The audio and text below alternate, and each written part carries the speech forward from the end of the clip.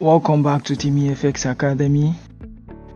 Today we're gonna be back testing GBP USD, and I'm going to be using two different strategies as confluence for just one trade. That's how I do most of the time, and sometimes I use up to three. So let's see the possibility. First, I'm going to be using Malaysian SNR. For those of us that are SNR traders, you'll be able to relate to this. And as well, I'll be using structures and liquidity. So as we all know, I'm a swing trader. I like to do my analysis on weekly time frame and take my trades on daily time frame. So on rare cases, I make use of 4 hours. So let's get to it.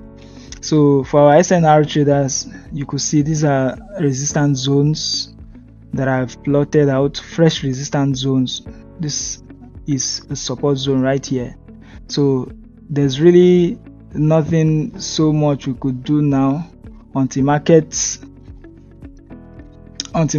tells us what to do next.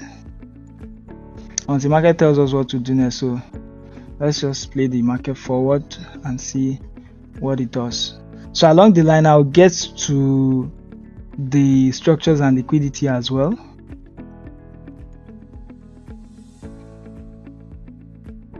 Okay, so we can see how this market came down to the support zone, which becomes a weekly reject weekly.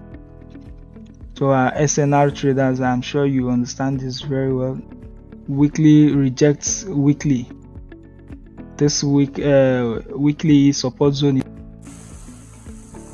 So what do we do next? Now that we have a weekly reject weekly, we go to a time frame below. That's the daily time frame to check for a break. So we'll go to a time frame below to check for a break. That's okay, we'll have it here, a daily time frame. Check for a break. A traditional SNR is what we use to check our break. So right here we have a buy sell, which is a support, and boom, we have a break. We have a break here. Sorry, let me straighten this. Okay, anyway, we have a break.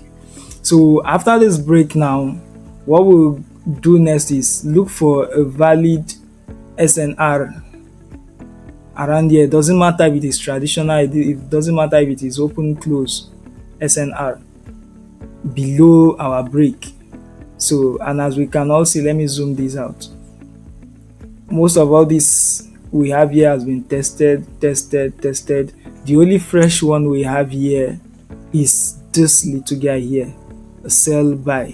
The support zone here is the only valid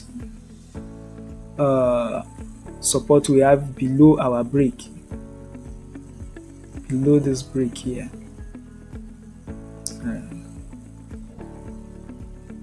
Let me delete this and try.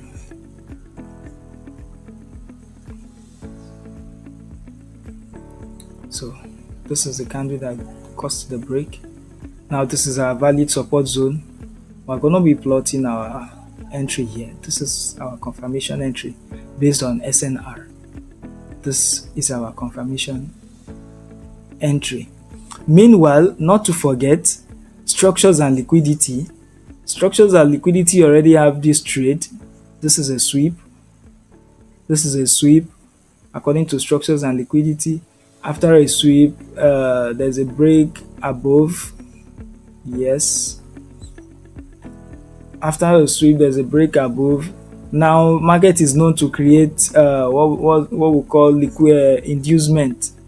Now this is your inducement for structures and liquidity. This is your inducement. You are not entering this trade until inducement is being taken out, and of which this becomes a valid POI, valid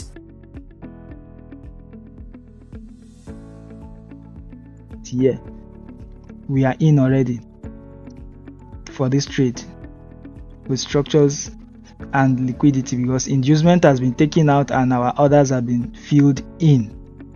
So that is that.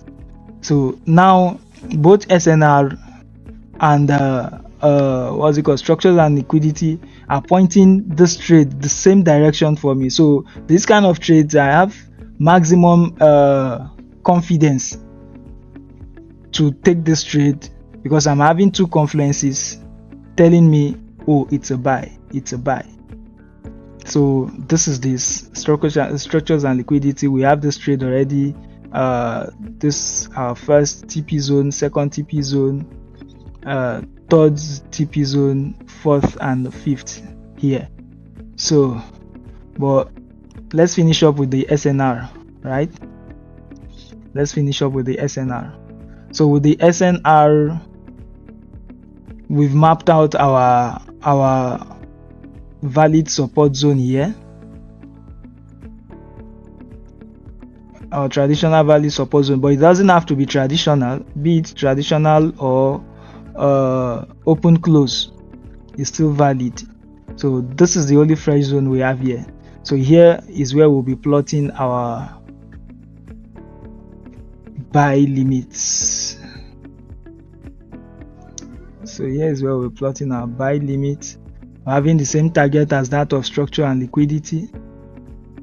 Depends on how long you like to hold your trades, but this is our final TP here, right here. This is our final TP right here. This high here is our final TP. So let's watch this play out. As we can see, the structures and liquidity already have this trade. So let's see if SNR also will get this trade or will miss out on this one. So boom, we are tapped in. So SNR is also tapped in on this trade, and let's watch out how the trade played out. First TP hit, second TP hit, we are heading for the third TP.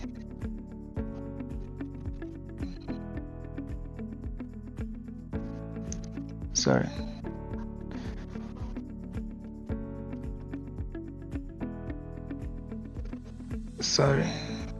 I shifted this. Okay, and as we can see, both strategy had the trade final TP. Our final TP hit, which is the fifth TP, yeah, I think. So this is how I use two different strategies, sometimes three. Here now I can still add those that trade zones here. I could still spot a support zone here, a zone here, a zone to buy here. You can see this zone. Yeah, this is a zone I could have traded off as a zone trader as well.